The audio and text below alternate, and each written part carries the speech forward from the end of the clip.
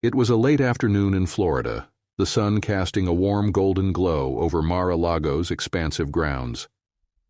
Donald Trump, dressed in his signature navy suit and a bright red tie, had just finished a series of meetings with business partners and local leaders.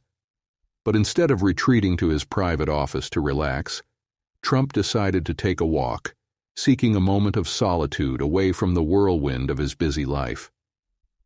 The air was crisp, the kind of Florida evening that made walking outside feel refreshing. As he meandered down one of the garden paths, his mind wandered between thoughts of business, future plans, and the usual demands of his work. But then something caught his eye. Up ahead, near the estate's entrance, a small crowd had gathered. At first it seemed like a regular event, but as Trump neared, he noticed something unusual. A woman standing apart from the group. She was holding a small, crumpled flyer, her eyes scanning the crowd with a look of uncertainty. Her clothes were simple, her face showing the strain of someone who had been struggling for a while. Trump, curious, decided to approach. As he got closer, the crowd began to part, and all eyes turned toward him. Trump was used to being noticed, but this was different. People didn't crowd around to see him. They stepped aside out of respect. He walked up to the woman with a purposeful stride, his presence commanding yet somehow not intimidating. "Hello," Trump said, offering a warm smile. His voice was calm, genuine, with no hint of hurry. "What's going on here? How can I help?" The woman blinked, clearly surprised. She hadn't expected anyone, especially someone of Trump's stature, to stop and take an interest. She hesitated, caught off guard by the question. I'm trying to get some help," she stammered, her voice shaking. "My name's Carla. My car broke down, and I don't have enough money to get it towed. I've been stuck here for hours, trying to figure out what to do." Trump's eyes softened as he took in the situation. He glanced at the flyer she was holding, which was barely readable, filled with scribbled phone numbers of local charities, but none of it seemed helpful. He could tell she wasn't asking for a handout, she was simply trying to make sense of a difficult situation. A woman stranded, trying to make it on her own in a city that could sometimes feel indifferent to the struggles of ordinary people. "Carla," Trump said, his voice firm but kind, "I'm sorry to hear that, but you don't have to worry about this anymore. We're going to take care of it right now." Carla's eyes widened, her confusion turning into hope. You want to help me?" Trump nodded without hesitation. "Of course. Let's get you sorted out." He turned toward the staff nearby, gesturing for them to assist. "Let's take you somewhere to get some food. You've had a rough day." With a few quick exchanges, Trump led Carla inside Mar-a-Lago, where a private dining area was already prepared for guests. The staff quickly brought over a warm meal for Carla, steaming chicken soup, a fresh salad, and a soft roll.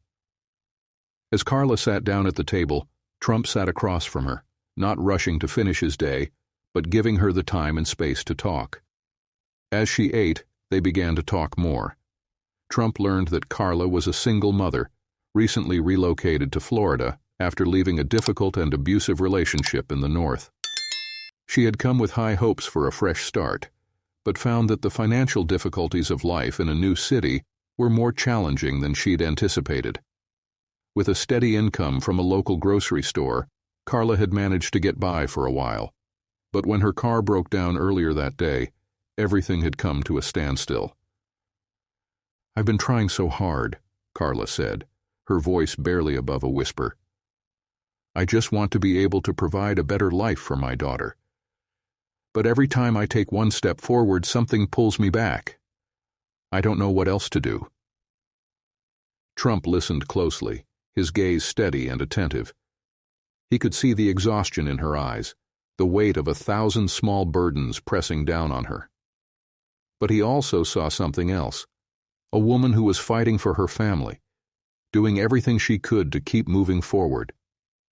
In his world, where everything was measured in profits, losses, and power plays, he recognized a different kind of strength, a resilience that wasn't about business deals, but about survival. "I hear you," Trump said, leaning forward slightly, his voice steady. "You've been through a lot, and you deserve a break. Nobody should have to face these challenges alone. I'm going to make sure that you don't have to." Trump reached for his phone and quickly dialed his assistant, Sarah. "Assistant, Sarah," Trump said, his tone calm but urgent. "I need you to send a tow truck to the entrance of Mar-a-Lago. Make sure they get Carla's car towed to a repair shop. Also, find a nearby hotel with availability, and book her a room for the night. I want her to have peace of mind, and I need this taken care of immediately." "I've got it, Mr. Trump," Sarah replied without hesitation. Trump turned back to Carla, who was still looking at him, unsure if this was really happening. "It's all taken care of now," Trump assured her, offering a reassuring smile. "You won't have to worry about anything." Carla's eyes filled with disbelief, her emotions threatening to overwhelm her. I don't know what to say," she said, her voice cracking. "I've never had anyone do something like this for me before, especially not someone like you." Trump smiled, his expression warm but sincere. "You don't need to thank me. It's just the right thing to do. You've worked hard, you've been through tough times, and you deserve help." Just then, the tow truck arrived, followed by a driver who opened the door of a sleek black SUV. Trump stood up and extended his hand to Carla. "Come with me," he said. "We're going to get you somewhere safe. You can rest for the night, get a good meal, and we'll take care of everything. Tomorrow is a new day." Carla hesitated, unsure if she could trust the situation. "Why are you doing this? You don't even know me." Trump met her gaze directly. "Because you deserve it. You've been through enough. You've earned the right to get back on your feet, and I'm happy to help you do that." The drive to the hotel was smooth, and as soon as they arrived, the staff, already informed by Sarah, greeted Carla with warmth and kindness. She was escorted to a suite with a comfortable bed, a hot shower, and fresh clothes waiting for her. Carla couldn't believe her eyes. The hotel had prepared everything for her, and a doctor was even waiting to give her a quick checkup. Trump stayed nearby, overseeing the arrangements, making sure every detail was taken care of. His mind was already turning to the next steps. He wanted Carla to have not just a safe place to sleep, but the support she needed to rebuild her life. Within the hour, a representative from a local nonprofit arrived, a friendly woman named Lisa. Lisa sat down beside Carla, offering her a reassuring smile. "Carla," Lisa said, "we're going to help you get back on your feet. Housing, job training, everything you need. You're not alone anymore. We'll make sure you have the resources to get back to where you want to be." Carla's eyes filled with tears as she looked at Trump, standing quietly in the background. "I don't know how to thank you," she said, her voice filled with emotion. "This is more than I ever imagined." Trump walked over to her and placed a gentle hand on her shoulder. "You don't need to thank me. You've earned this. Just promise me one thing." "What's that?" Carla asked, her voice trembling. "Promise me you'll pay it forward when you can. Help someone else when they're in need. That's all I ask." Carla nodded, her heart full. "I will. I promise."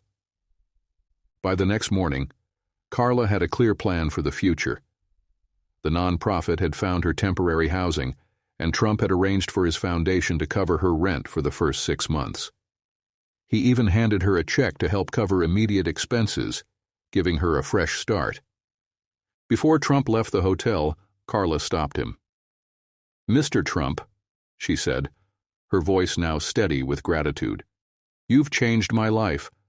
I don't know where I'd be without you." Trump smiled, his eyes warm.